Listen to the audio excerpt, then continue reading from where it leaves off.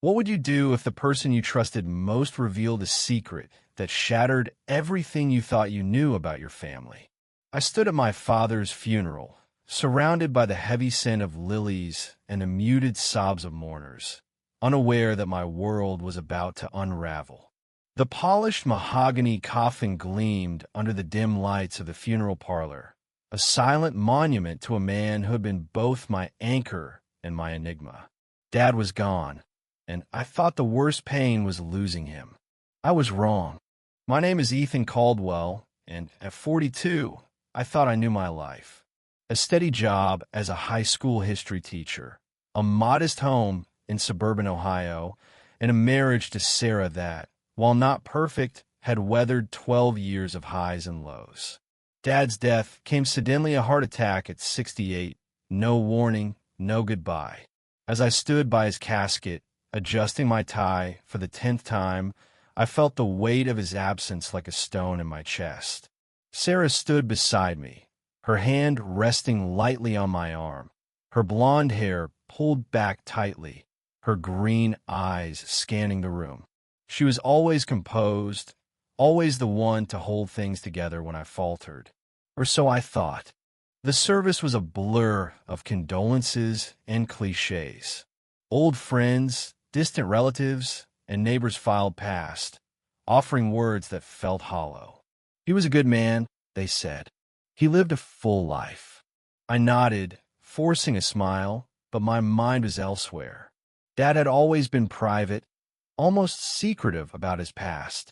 He'd tell stories of his youth, vague tales of working odd jobs, traveling, starting over, but there were gaps, pieces that never quite fit. I chalked it up to his generation, to men who didn't spill their souls. But as I stared at his serene face in the casket, I wondered what I'd missed. Sarah leaned close during a quiet moment, her breath warm against my ear. "Ethan," she whispered, her voice low, urgent. "There's something you need to know about your dad." My heart stuttered.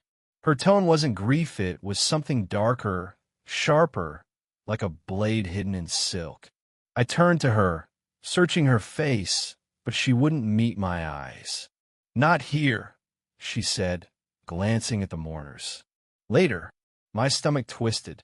What could she possibly know about Dad that I didn't? The reception dragged on, a haze of casseroles and small talk in the church basement. I kept stealing glances at Sarah, who moved through the crowd with her usual grace, but her smiles were tight, her movements stiff. What was she hiding? My mind raced, conjuring possibilities, debts, an affair, some long-buried scandal. Dad had always been the steady one, the one who taught me to ride a bike, who showed up to every school event, who loved Mom fiercely until cancer took her 10 years ago. He couldn't have been hiding something big enough to make Sarah look like she'd seen a ghost. When we finally got home, the house felt too quiet, the air thick with unspoken words. Sarah poured herself a glass of wine, her hands trembling slightly. I sat across from her at the kitchen table, the clock ticking loudly in the silence. "Tell me," I said, my voice rougher than I intended.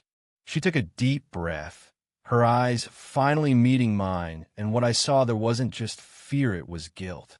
"Your dad wasn't who you thought he was," she began, her voice barely above a whisper. He had another family."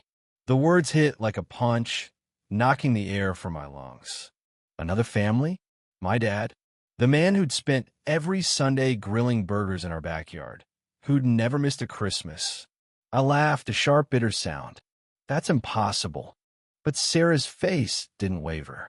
She pulled out her phone, her fingers shaking as she opened a photo. It was a grainy snapshot, clearly old, showing a younger, that unmistakably him standing with a woman I didn't recognize and a boy, maybe 10 years old, with Dad's eyes. My eyes. "I found this in his attic when we were cleaning out his house last week," she said. There were letters, too, from her dad's other wife. My mind reeled. Another wife? A son? I grabbed the phone, staring at the boy's face, searching for myself in his features. The resemblance was undeniable. Why didn't you tell me sooner? I demanded, my voice rising. Sarah flinched, her eyes filling with tears. I didn't know how, she said. I thought it would break you. I wanted to scream, to demand answers, but a knock at the door stopped me cold. Sarah froze, her wine glass halfway to her lips. I opened the door to find a man standing there, maybe in his late 30s, with dark hair and those same familiar eyes. He looked like me, but harder, like life had worn him down. Ethan, he said, his voice unsteady. I'm Daniel, your brother. The room spun. Brother? Sarah's face went pale, her glass slipping from her hand and shattering on the floor. Daniel stepped inside, uninvited, his gaze flicking between us. I didn't know about you either, he said, his voice thick with emotion. Not until Dad died. He left me a letter, said he owed me the truth. I found you through the obituary. I couldn't speak. My whole life, I've been an only childer, so I thought. Now, here was this stranger claiming to be my brother, tearing apart everything I knew about my father. Sarah was trembling, her eyes wide with something beyond shock. Guilt? Fear? I didn't understand until Daniel spoke again. There's more, he said, pulling a folded letter from his pocket. Dad wasn't just hiding me. He was hiding what he did. The letter was in Dad's handwriting, dated a week before his death. It was addressed to Daniel, an apology, a confession. Dad hadn't just had another Familite abandon them. The woman in the photo, Daniel's mother, had been his first wife, married before he met my mom.